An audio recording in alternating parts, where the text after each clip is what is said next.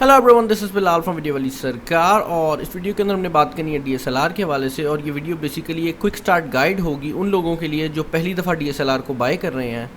ये बात आप लोगों को बता दूं कि जितनी भी वीडियोस मैं अपने चैनल के ऊपर अपलोड करता हूँ वो बेसिकली इसी कैनन के EOS 700D से रिकॉर्डेड होती हैं। और आप लोग उनकी क्वालिटी से जज आउट कर सकते हैं कि इस कैमरा की क्वालिटी कैसी है। और नॉर्मली जितने भी वीडियोग्राफर्स हैं वो कोशिश कर रहे होते हैं कि या तो वो वीडियोग्राफी के लिए ऑफिशियली कोई वीडियो कैमरा बाय कर लें, या अगर वो DSLR बाय कर रहे हैं तो वो कैनन का बाय कर रहे होते हैं क्योंकि इनका ऑटो फोकस बेटर होता है। DSLR को रेडी करने के लिए आपको सबसे पहले मेमोरी कार्ड इंसर्ट करना पड़ेगा। और मैं रिकमेंड करूँगा कि आप एक अच्छी क्वालिटी का मेमोरी कार्ड लें, क्योंकि अगर आप वीडियोग्राफी के लिए DSLR को यूज़ कर रहे हैं तो मेमोरी कार्ड की स्पीड काफ़ी मैटर कर रही होती है। उसके अलावा आप अपना बैटरी पैक इंसर्ट करेंगे और प्रीटी मच आपका जो कैमरा है वो रेडी हो जाएगा किसी भी काम के लिए। सबसे पहले बात कर लेते हैं इसकी कुछ सेटिंग्स के हवाले से, जो कि आपको इसकी ऊपर वाली साइड पर मिलती हैं। आपको ऊपर वाली साइड पर एक रोटेटर मिलेगा और ये नॉर्मली हर DSLR के ऊपर मौजूद होता है। कैनन या नाइकन दोनों के ऊपर ही आपको ये एक आप साइन ज़रूर मिल रहा होगा जो कि ऑटो सेटिंग्स को रिप्रेजेंट करता है। तो ऑटोमेटिकली ये सारी सेटिंग्स को आपके लिए कन्फिगर कर देगा। और अगर आप पहली दफ़ा DSLR को यूज़ कर रहे हैं तो मैं आपको रिकमेंड करूँगा कि आप इसके ऊपर ही रख कर इस DSLR को यूज़ करें। अब मेरा जो DSLR है इसके ऊपर आपको स्क्रीन नज़र आ रही है। कुछ DSLRs के ऊपर ये स्क्रीन मौजूद नहीं होती, या फिर अगर मौजूद भी होती है तो टच स्क्रीन नहीं होती। तो ये डिफरेंट होता है हर DSLR के लिए। इस टाइम ये कैमरा इमेज मोड के अंदर ऑपरेट कर रहा है, तो मैं इससे इमेजेस खींच सकता हूँ। और अगर मैं इसकी इस नॉच को आगे कर दूंगा तो ये वीडियो मोड के अंदर चला जाएगा और बेसिकली अब मैं इससे वीडियो रिकॉर्डिंग कर सकता हूँ। और जैसे कि मैं आपको पहले बता चुका हूँ कि सारी सेटिंग ऑटो मोड के ऊपर है, तो ये कैमरा ऑटोमेटिकली डिफरेंट सेटिंग्स को छेड़ रहा होगा। और आप लोगों को सेटिंग्स जो हैं वो नीचे चेंज होती हुई भी नज़र आएंगी जैसे जैसे आप इन्वायरमेंट को चेंज करेंगे। लेंस के ऊपर बेसिकली आपको दो डिफरेंट स्लाइडर्स मिलेंगे। एक स्टेबलाइज़र होता है और दूसरा होता है ऑटो फोकस के लिए। तो अगर मैं AF पे कर दूंगा तो ये कैमरा ऑटो फोकस कर लेगा, तो ब्लरी इफेक्ट्स मिल जाएंगे आपको और जो ऑब्जेक्ट है उसके ऊपर ऑटोमेटिकली फोकस हो जाएगा। और अगर इसको मैं मैनुअल फोकस पे कर देता हूँ तो बेसिकली मैं ये जो आगे वाला स्लाइडर है इसको घुमा कर फोकस कर सकता हूँ डिफरेंट ऑब्जेक्ट्स के ऊपर। अब अगर आपका कैमरा ऑटो फोकस मोड के ऊपर होगा तो आप बेसिकली जो ऊपर वाला शूट का बटन है उसको हल्का सा प्रेस करके किसी भी चीज़ को फोकस कर सकते हैं। और अगर आप इसको मुकम्मल तौर पर प्रेस कर देंगे तो आपकी जो इमेज है वो क्लिक हो जाएगी।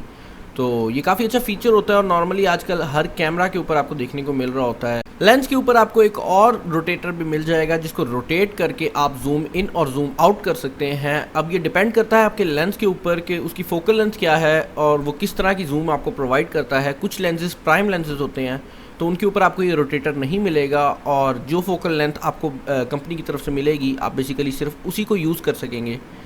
इसके अलावा अगर हम ऊपर वाली सेटिंग्स की बात कर लें तो यहाँ पर आपको एक M का मोड जो कि मैनुअल मोड होता है बेसिकली ये ज़रूर मिलेगा, बेशक नाइकन हो या कैनन हो।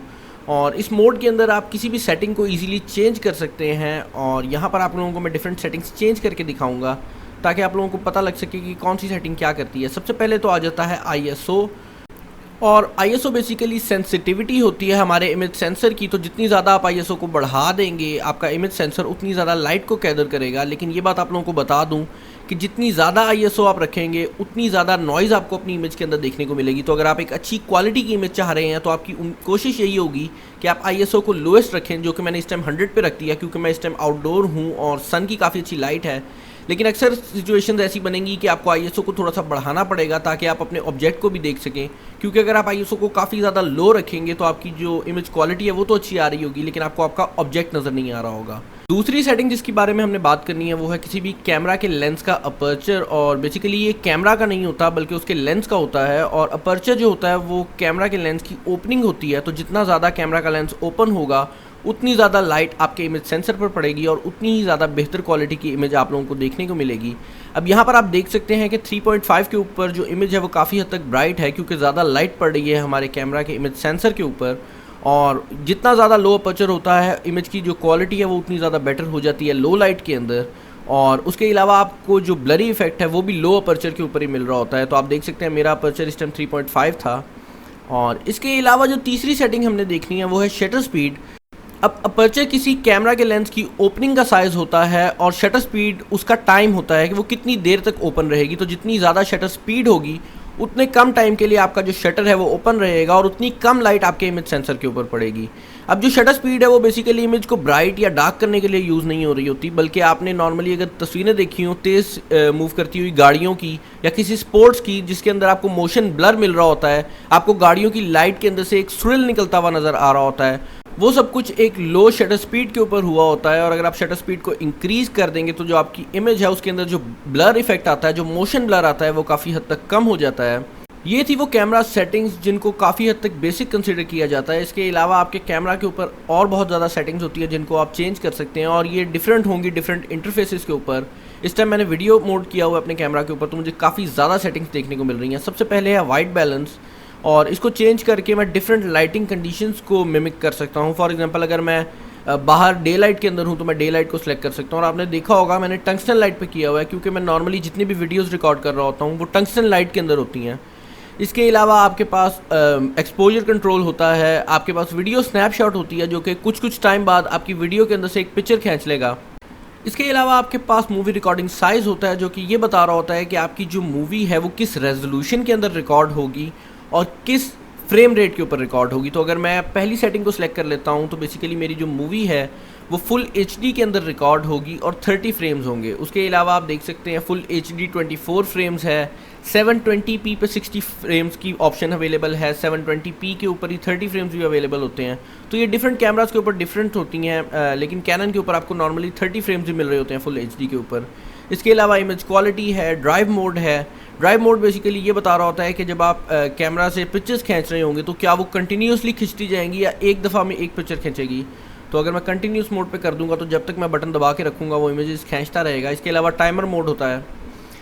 इसके अलावा आपके पास ऑटो फोकस मेथड होता है जो कि बेसिकली ये बता रहा होता है कि आपका कैमरा जो है जब वो फोकसिंग कर रहा होगा किसी ऑब्जेक्ट के ऊपर तो वो किस तरह कर रहा होगा। आप देख सकते हैं इस टाइम ये L ट्रैकिंग के ऊपर है, और ये बेसिकली इसलिए है क्योंकि जब मैं वीडियोस बना रहा होता हूँ तो नॉर्मली मैं टॉकिंग हेड वीडियोस बना रहा होता हूँ और L ट्रैकिंग जो है वो किसी एक ऑब्जेक्ट को ट्रैक कर रही होती है। तो ये मेरे फेस को ट्रैक कर रही होती है। अगर मैं वीडियो में कहीं मूव करूँगा तो ये ऑटोमेटिकली फोकस चेंज कर देगी। इसके अलावा आपके पास मल्टी जोन ऑटो फोकस होता है, तो ये कैमरा के अंदर जितने भी फोकस जोन्स होते हैं उन सबको यूज़ कर रहा होता है और नॉर्मली ऐसी इन्वायरमेंट में यूज़ होता है जहाँ पर आपके पास डिफरेंट ऑब्जेक्ट्स हों, कोई मीटिंग है जहाँ पर ज़्यादा सारे लोग बैठे हुए हैं या काफ़ी ज़्यादा ऑब्जेक्ट्स पड़े हुए हैं। इसके अलावा आपके पास ऑटो फोकस सिंगल मोड होता है जो कि किसी एक पॉइंट के ऊपर आपको फोकस करने में मदद करता है। तो मैंने इस पर ऑटो फोकस इसका सिंगल पे कर दिया है और अब मैं जहाँ पर भी टच करूँगा सिर्फ वहीं के ऊपर बिल्कुल फोकस करके ये कैमरा जो है पिक्चर ले लेगा। ये थी बेसिक सेटिंग्स जो कि आपको किसी भी DSLR के ऊपर देखने को मिल सकती हैं। अब मैं ये नहीं कह रहा कि आपके DSLR के ऊपर और सेटिंग्स मौजूद नहीं होंगी।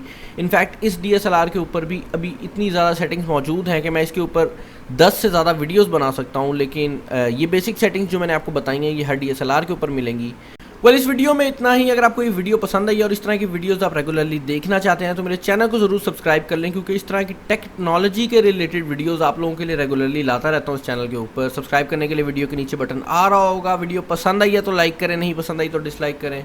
कोई बात है, कोई सजेशन है तो आप मुझे मेरे फेसबुक पेज पर बता सकते हैं, कमेंट सेक्शन में बता सकते हैं या व्हाट्सएप के ऊपर बता सकते हैं।